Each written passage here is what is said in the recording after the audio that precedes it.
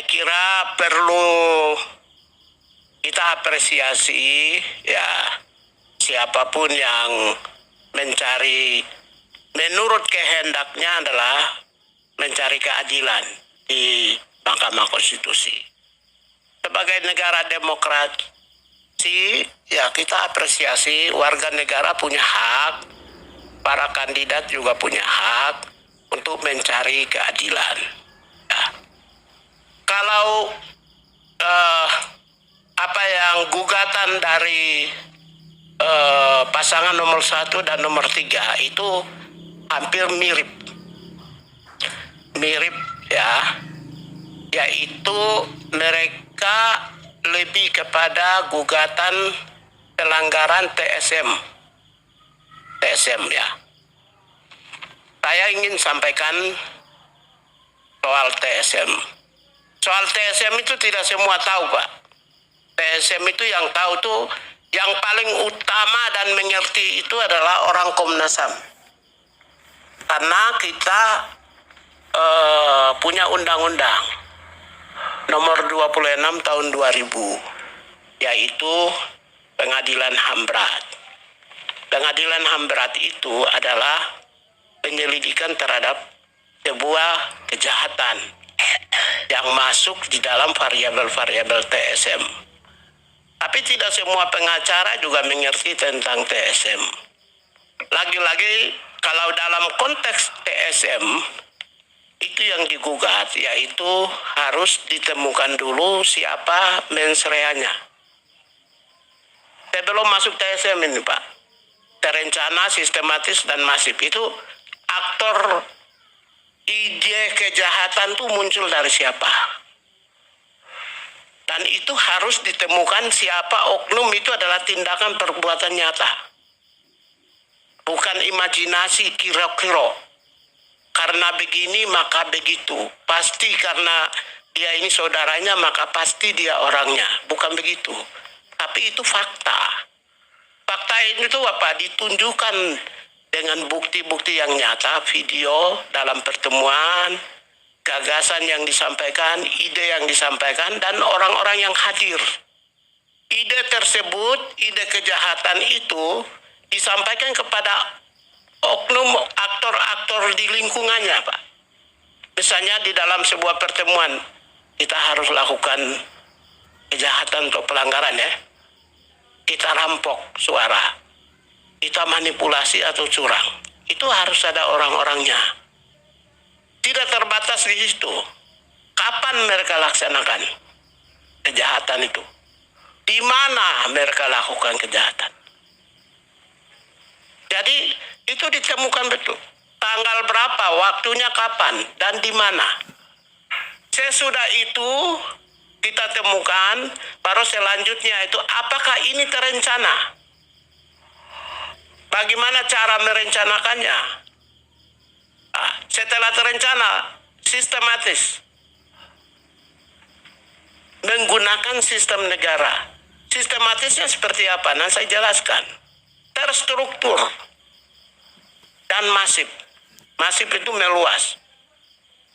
Kalau sistematis itu dalam menggunakan sebuah sistem dan instrumen negara. Sabang sampai Merauke. Kalau presiden, maka paling tidak 50% dari 38 gubernur itu sudah harus diperintahkan oleh Presiden Jokowi. Bagaimana cara perintahnya? Satu, perintah tertulis berupa memo atau surat perintah untuk melakukan sebuah kejahatan, atau nota tertulis, atau melalui perintah lisan kepada minimal 50+1 gubernur seluruh Indonesia, yaitu kurang lebih 18 atau 17 gubernur. Itu dari presiden, karena dari presiden itu perintahnya kepada gubernur. Kemudian presiden kepada menteri, minimal harus ada perintah. Sementara 17 menteri dari 30-an sekian itu adalah berasal dari pendukung partai nomor 1 dan nomor 3. Jadi bagaimana mungkin presiden kan jangkauannya hanya kepada gubernur dan hanya kepada menteri. Itu juga harus tertulis dan lisan. Kenapa tertulis dan lisan di dalam konteks kejahatan sistematis? Karena di dalam kejahatan sistematis, terstruktur dan masif, itu biasanya pertanggungjawabannya komando, Pak, bukan individual. Commander responsibilities, bukan individual responsibilities. Karena commander responsibilities, maka kejahatan anak buah di bawah itu merupakan tanggung jawab komando. Minimal 2 tingkat di atasnya. Jadi kalau bupati yang lakukan kejahatan, maka 2 tingkat di atasnya. Kalau camat yang lakukan kejahatan, maka 2 tingkat di atasnya. Paling tidak berhenti di situ. Ya ini, karena itu, kalau tidak mampu menemukan kejahatan yang keluar mensereanya dari presiden, maka turunkan dulu gubernur. Misalnya ada satu gubernur melakukan sebuah kejahatan, kejahatan itu harus connect dengan aktor-aktor penyelenggara pemilu. Misalnya kalau presiden langsung kepada Bawaslu-nya, langsung kepada KPU-nya, langsung kepada DKPP-nya. Itu juga bukti tertulis dan bukti lisan. Kemudian usut kejahatannya itu, mensereanya itu muncul dari gubernur, maka sama penyelenggara pemilu, kemudian bupati, wali kota, dan perangkat di bawahnya. Juga sama perintah, karena commander responsibilities maka tertulis dan lisan. Kalau gubernur itu ditemukan sebagai aktor kejahatan, maka TSM hanya terjadi di satu provinsi.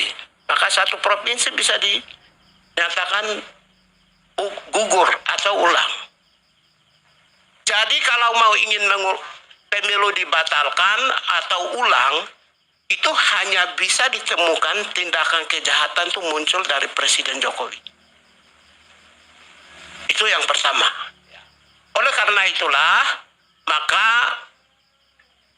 kalau tidak mampu ditemukan bukti tertulis dan bukti lisan, kemudian ada mensrea sebuah tindak niat kejahatan, kemudian tanggal berapa, waktu, dan di mana oleh Presiden Jokowi, maka di bawah TSM otomatis gugur dan tidak bisa dilanjutkan. Ya. Itu pertama. Yang kedua, saya mau ingin sampaikan di dalam penyelenggaraan pemilu, saya baru tahu bahkan itu pelajaran baru bagi saya. Sebuah gugatan yang meminta wakilnya itu digugurkan pasca pemilu. Sejauh yang saya tahu, sebagai orang yang ikut selenggarakan pemilu, itu biasanya baru sudah terdaftar sebagai peserta pemilu, sudah dapat nomor undian, andaikan gubernurnya atau wakil gubernurnya tertangkap tangan, maka itu pun masih bisa menyelenggarakan pemilu, Pak. Dengan gubernurnya dimasukkan dalam penjara, ya cuma satu pasangan aja yang maju. Waktu di NTT, Marianus Sai dengan Maria Geong. Maria Geong itu calon wakil gubernur. Marianus Sai itu gubernur, Pak. Begitu pas setelah dapat undian, mereka lagi mau kampanye, Marianus Sai ditangkap. Ya Maria Geong aja yang maju, Pak. Akhirnya dia dapat nomor urut 2, yang menang itu Victor Laskodat. Jadi kalau setelah sudah menang, setelah sudah perhitungan suara dan menetapkan pemenang, itu baru di dalam alam semesta ini, Pak. Ya terserah dia renungkan sendiri. Jadi baru pertama di bawah alam semesta. Jadi kalaupun juga nanti Gibran itu digugurkan, andaikan, ajaiblah, Tuhan Allah ini ikut turut serta dengan kalian baru dikabulkan di MK, maka Prabowo tetap dilantik, Pak. Ini baru calon aja Victor menang, Pak, lawan dengan Maria Geong.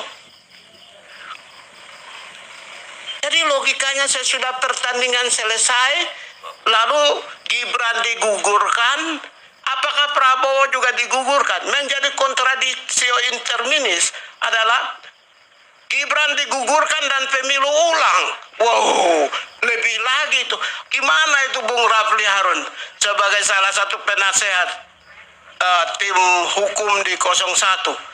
Kok bisa begini kemampuannya? Saya yang bukan sarjana hukum aja saya tahu kok.